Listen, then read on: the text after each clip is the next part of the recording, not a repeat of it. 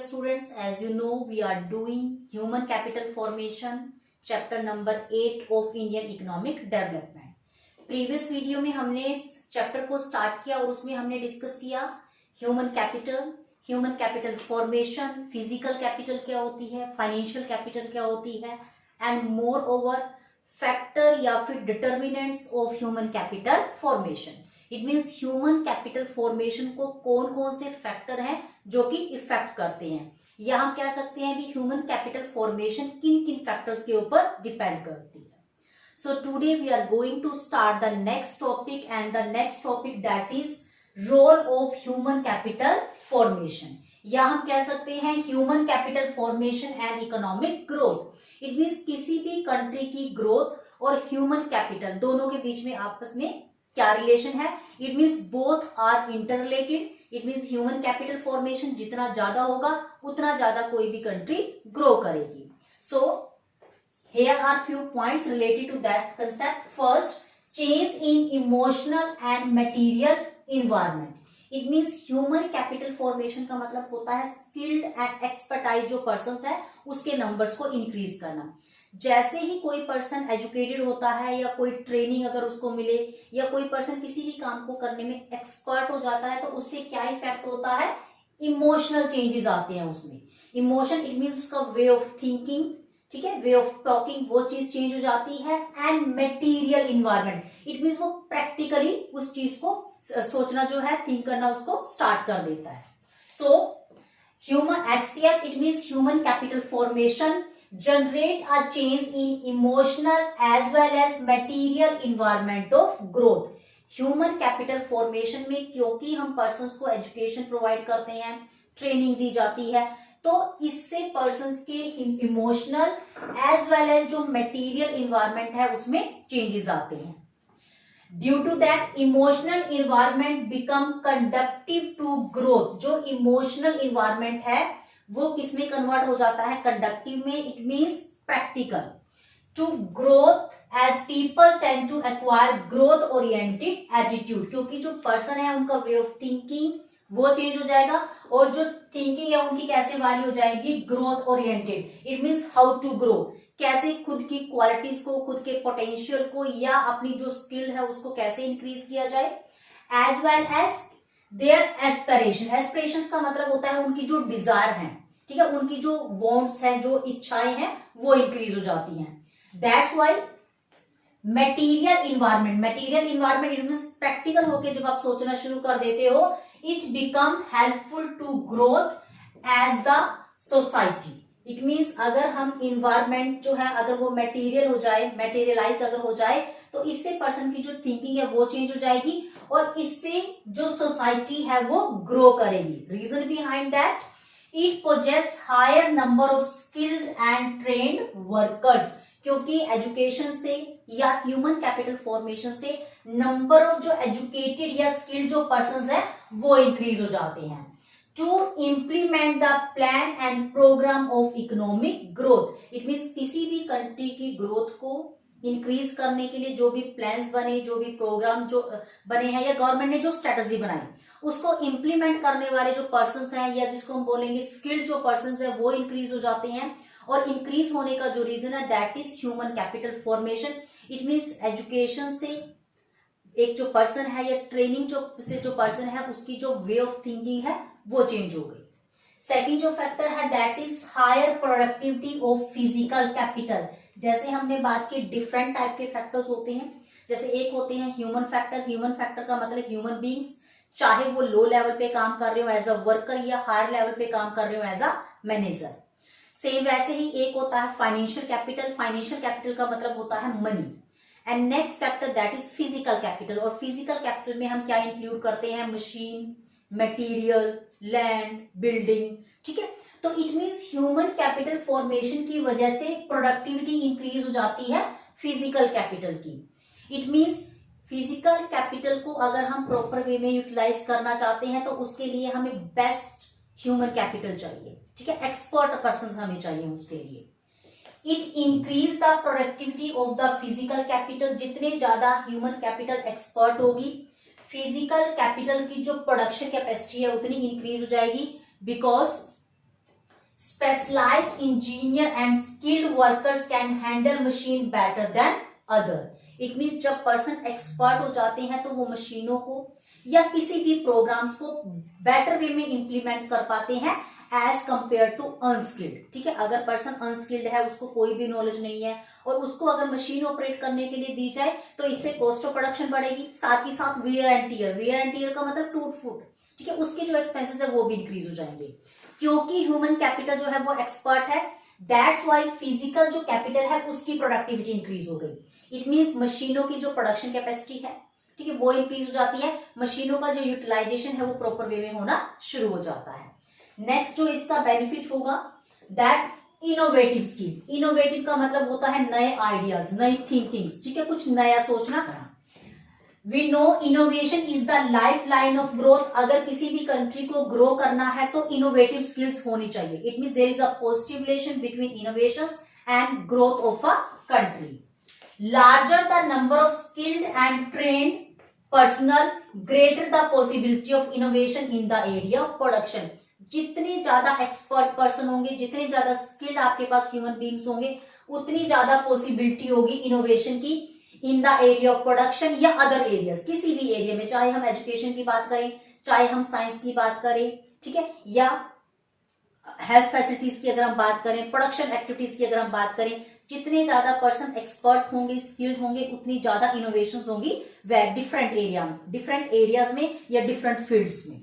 After that higher rate of participation and equality. Human capital formation की वजह से जो पार्टिसिपेशन रेट है वो भी इंक्रीज हो जाती है, एज वेल एज इक्वालिटी भी इंक्रीज होती है, इक्वालिटी आती है सोसाइटी में। इट मीन जो डिफरेंस है रिच एंड पुअर का वो भी डिक्रीज हो जाता है। फर्स्ट ऑफ ऑल मीनिंग देखेंगे, रेट ऑफ पार्टिसिपेशन क्या होता है। रेट ऑफ पार्टिसिपेशन का मतलब है percentage of labour force participating in the process of production. It means कितनी लेबर फोर्स है जो कि प्रोडक्शन एक्टिविटीज में अंगेज है, उसको हम क्या बोलते हैं, rate of participation. Again participation of labour force participating in the process of production. Production process में कितनी लेबर फोर्स है जो कि वर्किंग में है, जो कि लगी हुई है, that is known as the rate of participation. Human capital formation की वजह से, क्योंकि जो पर्सन है वो स्किल्ड हो जाते हैं, किसी भी काम को करने में एक्सपर्ट हो जाते हैं, तो इससे क्या होगा, रेट ऑफ पार्टिसिपेशन इंक्रीज होगा। रेट ऑफ पार्टिसिपेशन इंक्रीज होने से ज्यादा इंप्लॉयमेंट अपॉर्चुनिटीज मिलेंगी। इट मीन ज्यादा से ज्यादा पर्सन को जॉब मिलेगी और इससे higher degree of economic and social equality आएगी। इकोनॉमिक का मतलब मनी के पॉइंट ऑफ व्यू से, और सोशल इक्वालिटी का मतलब समाज में उनकी जो रेपुटेशन है, ठीक है, जो लिविंग स्टैंडर्ड है, उसमें भी इक्वालिटी आएगी। तो it means there is a positive relation between human capital formation and higher rate of participation as well as equality. So there are various factors which affect the human capital formation, या फिर अगर हम कहें भी human capital formation और economic growth, ठीक है, दोनों आपस में इंटररिलेटेड हैं। और इसी कंसेप्ट को with the help of a chain effect we can explain. Chain effect की हेल्प से भी आप इस चीज को एक्सप्लेन कर सकते हो। जैसे ह्यूमन कैपिटल फॉर्मेशन, जितना ज्यादा ह्यूमन कैपिटल फॉर्मेशन होगा, ह्यूमन कैपिटल फॉर्मेशन का मतलब होता है change in the number of skilled and expertise जो पर्सन होते हैं, ठीक है। स्टार्टिंग में इतने पर्सन थे जो कि स्किल्ड थे, at the end of the year इतने पर्सन है जो कि स्किल्ड हैं, किसी भी काम को करने में एक्सपर्ट है, किसी भी काम को करने में। इट मीन्स जितना ज्यादा ह्यूमन कैपिटल फॉर्मेशन होगा उतना ज्यादा बेटर यूटिलाइजेशन होगा फिजिकल कैपिटल का। Physical capital as we know machine, materials, ठीक है, उसका उतना ज्यादा बेटर यूटिलाइजेशन होगा, because there is a positive relation between human capital formation and utilization of physical capital. अगर फिजिकल कैपिटल का यूटिलाइजेशन बेटर होगा तो इससे क्या होगा, increase in productivity. Increase in productivity का मतलब होता है प्रोडक्शन कैपेसिटी का इंक्रीज हो जाना। प्रोडक्टिविटी इंक्रीज होने से जीडीपी इंक्रीज होगी along with the rate of participation. Rate of participation का मतलब ज्यादा से ज्यादा पर्सन को जॉब मिलेगी और इसके साथ जीडीपी भी ग्रो होगी। After that higher level of income. जितना ज्यादा एक कंट्री में जीडीपी होगा, जितना ज्यादा जीडीपी ग्रो करेगा, उसी के according national as well as per capita income, per capita means per person income भी इंक्रीज होती है। एंड पर पर्सन इनकम इंक्रीज होने से या नेशनल इनकम इंक्रीज होने से क्या इफेक्ट होगा, higher expenditure on education and health. Government या ह्यूमन बींग्स पर्सनल अपने लेवल पे एजुकेशन और हेल्थ के ऊपर पैसा स्पेंड करेंगे, और इससे क्या इफेक्ट होगा, higher human capital formation, because education and health both are the determinants of human capital formation. It means health के ऊपर, एजुकेशन के ऊपर एक कंट्री जितना ज्यादा पैसा खर्च करेगी, ह्यूमन कैपिटल फॉर्मेशन की जो रेट है वो उतनी ज्यादा इंक्रीज होगी। तो it means all the factors are interrelated, human capital formation and economic growth, दोनों के बीच में पॉजिटिव रिलेशन है। जितना ज्यादा एक कंट्री में ह्यूमन कैपिटल फॉर्मेशन होता है उतना ज्यादा इकोनॉमिक ग्रोथ होता है। As we know, there is a positive relation between human capital formation and economic growth. It means किसी भी कंट्री की जो डेवलपमेंट है that totally depend on the human capital formation. जितनी ज्यादा ह्यूमन कैपिटल स्किल्ड होगी, एक्सपर्ट होगी, एक कंट्री उतना ज्यादा ग्रो करेगी। बट इसके साथ ही there are some problem facing the human capital formation in India. It means India में ह्यूमन कैपिटल फॉर्मेशन का जो वे है या जो प्रोसेस है उसमें कुछ रुकावटें हैं। There are some obstacles in human capital formation. So let's start with first point first, that is rising population. It means population की जो स्पीड है या जो रेट है इंडिया में, that is more as compare to other countries. तो that's why human capital जो formation है उसमें पॉपुलेशन जो है that is the biggest hurdle. अगर हम बात करें राइजिंग पॉपुलेशन, क्योंकि इंडिया में जो पॉपुलेशन है वो इंक्रीजिंग रेट से बढ़ रही है, that's why adversely affect the quality of human capital. तो ह्यूमन जो कैपिटल है, human capital means human beings, तो ह्यूमन बींग्स की क्वालिटी ऑफ लाइफ को वो एडवर्सली का मतलब होता है नेगेटिव वे में इफेक्ट करना। It means there are some negative impact on human capital due to rising population. Reason behind that, reduce per head availability of the existing facility, क्योंकि अगर पॉपुलेशन बढ़ेगी तो उससे क्या इफेक्ट होगा, जो भी एग्जिस्टिंग फैसिलिटीज हैं उसकी पर पर्सन जो अवेलेबिलिटी है वो क्या हो जाएगी, कम हो जाएगी। अब देखिए बेसिक जो फैसिलिटीज है उसमें क्या क्या आता है, लाइक हाउसिंग, ठीक है, सैनिटेशन का मतलब होता है स्वच्छता, सफाई, and water system, hospital, education and water supply. It means in चीजों की जो अवेलेबिलिटी है पर पर्सन वो क्या हो जाएगी, reduce due to rising population. इसका इफेक्ट क्या होगा, fall in the quality of life, क्योंकि आपको जितनी बेसिक रिक्वायरमेंट्स आपकी पूरी होनी चाहिए थी या जो जो फैसिलिटीज आप लोगों को मिलनी चाहिए थी उसकी जो क्वांटिटी है अकॉर्डिंग टू पर पर्सन वो रिड्यूस हो गई। That's why quality of life, living standard जो है वो डाउन हो जाएगा, and that's why fall in the capacity to acquire का मतलब होता है गेन करना, specialize skill and knowledge. It means एक पर्सन क्योंकि उसकी बेसिक रिक्वायरमेंट्स या जो भी उसकी जो एग्जिस्टिंग जो फैसिलिटीज है वो उसको नहीं मिल रही, ठीक है, उसको हेल्थ फैसिलिटीज प्रॉपर वे में नहीं मिल रही है, एजुकेशन फैसिलिटीज उसके पास प्रॉपर वे में नहीं है, तो इससे एक पर्सन की स्किल एक्वायर करने की जो कैपेबिलिटी है, ठीक है, वो क्या हो जाएगी, रिड्यूस हो जाएगी। इट मीन्स राइजिंग पॉपुलेशन की वजह से ह्यूमन कैपिटल फॉर्मेशन की जो प्रोसेस है वो क्या हो जाती है, रिड्यूस हो जाती है, वो प्रोसेस जो है वो डिले हो जाती है। सेकंड जो फैक्टर है that is brain drain. Brain drain का मतलब होता है, सपोज करो इंडियन जो पर्सन है अगर किसी अदर कंट्री में शिफ्ट हो जाए, डेवलप्ड जो कंट्रीज है अगर वो वहां पे शिफ्ट हो जाते हैं तो that is brain drain. And reason behind that भी इंडिया में उनके पास इतनी बेटर जॉब अपॉर्चुनिटीज नहीं है, ठीक है, बट अगर वो फॉरेन चले जाते हैं, जैसे हमने देखा है इंडिया में बहुत से जो स्टूडेंट्स हैं या वेल सेटल्ड जो पर्सन है वो फॉरेन जा रहे हैं, रीजन बिहाइंड दैट भी वहां पे आपकी इनकम जनरेशन भी बहुत ज्यादा है, क्वालिटी ऑफ लाइफ भी बेटर है एज कंपेयर टू इंडिया। तो migration of person with high calibre का मतलब है जो स्किल्ड पर्सन है, लाइक साइंटिस्ट, इंजीनियर, डॉक्टर, ठीक है, ऐसे हाई स्किल्ड जो पर्सन है जो कि इंडिया में बोर्न हुए, इंडिया में ही उनको एजुकेशन मिली, ठीक है, और इंडिया में ही उनको ट्रेन किया गया। Migrate to the developed country is a serious threat. Serious threat का मतलब होता है एक बहुत ही भारी रुकावट होना, ठीक है, दैट इज अ डिसएडवांटेज, मतलब that is a main obstacle in human capital formation. It slow down the process of human capital formation in the domestic economy. अगर इंडिया से स्किल्ड जो पर्सन है, एक्सपर्ट जो पर्सन है, जो यहीं पे पैदा हुए, यहीं पे उन्होंने एजुकेशन ली, यहीं पे उनको ट्रेनिंग मिली, अगर ऐसे वाले पर्सन फॉरेन में जाके सेटल्ड होते हैं तो इससे ह्यूमन कैपिटल फॉर्मेशन के ऊपर नेगेटिव इफेक्ट पड़ेगा। इट मींस इंडिया में जो स्किल्ड पर्सन है उसकी जो अवेलेबिलिटी है वो क्या हो जाएगी, रिड्यूस हो जाएगी।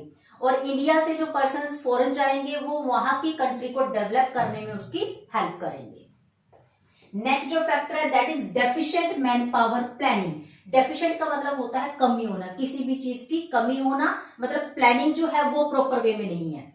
मैन पावर प्लानिंग का मतलब होता है एक्चुअल में कितनी मैन पावर चाहिए, कितनी डिमांड है और मैन पावर की कितनी सप्लाई है। It means balance in demand and supply of labour force is not sufficient. It means labour की डिमांड कितनी है और कितने पर्सन एक्चुअल में काम करना चाहते हैं, that is known as labour supply. लेकिन इसकी जो प्लानिंग है that is not in a proper way, मतलब प्रॉपर वे में इसको प्लान नहीं किया गया। इस वजह से क्या इफेक्ट हुआ, rising graduate unemployment. Educated person है इंडिया में बहुत से ज्यादा, लेकिन उसके अकॉर्डिंग जॉब अपॉर्चुनिटीज को क्रिएट नहीं किया जा रहा है। दैट्स वाई इंडिया में जो अनएम्प्लॉयमेंट है, ग्रेजुएट एजुकेटेड जो पर्सन है उसमें अनएम्प्लॉयमेंट बहुत ज्यादा है। And that's why wastage of human power and human skills, क्योंकि पर्सन को जॉब नहीं मिल रही है, इट मीन्स उनकी जो स्किल है दैट इज अनयूटिलाइज्ड, हम उनको यूज नहीं कर पा रहे हैं। तो इससे ह्यूमन पावर का और ह्यूमन स्किल की जो वेस्टेज है वो हो रही है, क्योंकि अगर पर्सन को काम नहीं मिलेगा तो हाउ दे कैन वर्क, वो काम कैसे करेंगे, उनके अंदर जो क्वालिटी है, ठीक है, वो कंट्री के डेवलपमेंट में कंट्रीब्यूट कर सकते थे, बट ड्यू टू डिमांड, क्योंकि डिमांड नहीं है लेबर की इतनी, इंडिया में इतनी एम्प्लॉयमेंट अपॉर्चुनिटीज नहीं है, दैट्स वाई जो ह्यूमन स्किल है या ह्यूमन पावर जो है वो इनएक्टिव है। इनएक्टिव का मतलब उनको काम नहीं मिल रहा है। नेक्स्ट जो फैक्टर है that is insufficient on the job training in the primary sector. Insufficient का मतलब होता है पर्याप्त मात्रा में ना होना, जितनी होना चाहिए था उतनी नहीं है।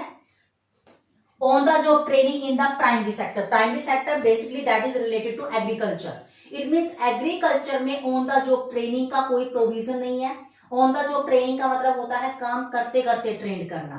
एज वी नो जो एग्रीकल्चर है that is the backbone of the Indian economy. Indian economy की बैकबोन है agriculture, but lack attention in the area of professional skill. लेकिन एग्रीकल्चर की अगर हम बात करें तो वहां पे प्रोफेशनल स्किल्स की जो डेवलपमेंट है उसकी तरफ कोई भी एफर्ट्स नहीं किए गए गवर्नमेंट की तरफ से भी और ना ही प्राइवेट पर्सन की तरफ से।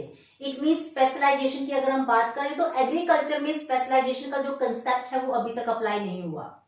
And two factors are responsible for that, इसके लिए टू फैक्टर्स रिस्पॉन्सिबल हैं। अगर हम देखें इंडस्ट्रियल सेक्टर में या जो सर्विस सेक्टर है वहां पे प्रॉपर ट्रेनिंग होती है, ऑन द जॉब ट्रेनिंग भी होती है, ऑफ द जॉब ट्रेनिंग भी होती है। इट मीन्स प्रॉपर उसके लिए जिसको कहते हैं सेमिनार्स, कॉन्फ्रेंसिस, ट्रेनिंग इंस्टीट्यूट वगैरह है वो ओपन किए गए हैं। बट प्राइमरी सेक्टर में ऑन द जॉब ट्रेनिंग या ऑफ द जॉब ट्रेनिंग का कोई भी प्रोविजन नहीं है और इसके लिए टू फैक्टर रिस्पॉन्सिबल है।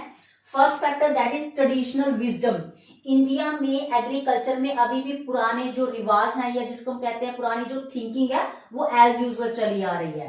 As well as on the job training programmes are highly scarce. Scarce का मतलब होता है लिमिटेड होना, पुअर, ठीक है। ऑन द जॉब ट्रेनिंग का जो प्रोविजन है एग्रीकल्चर में या प्राइमरी सेक्टर में नहीं है, like secondary and tertiary sector. After that next जो फैक्टर है that is low academic standard. Low academic standard का मतलब होता है हमारी जो एजुकेशन है, इट मीन्स अगर हम बात करें इंडिया की जो एजुकेशन है that is not skill based, that is totally degree based. It means degree मिल गई बट पर्सन किसी भी काम को करने में परफेक्ट नहीं है।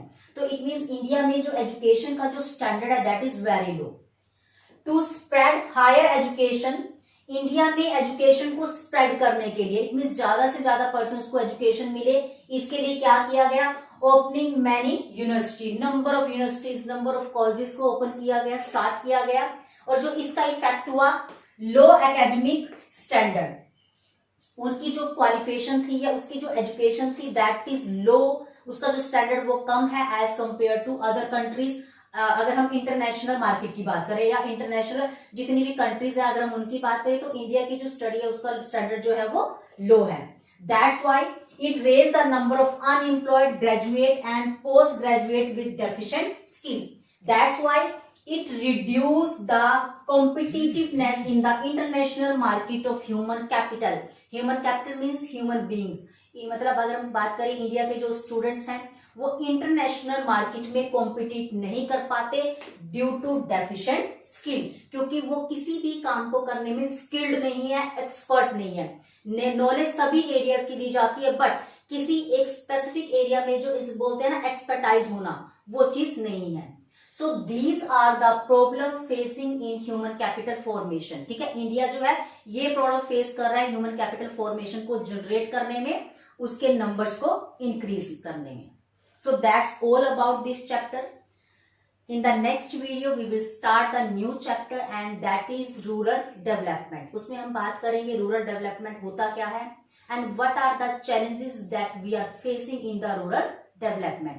Till then, thank you dear students. Thank you so much.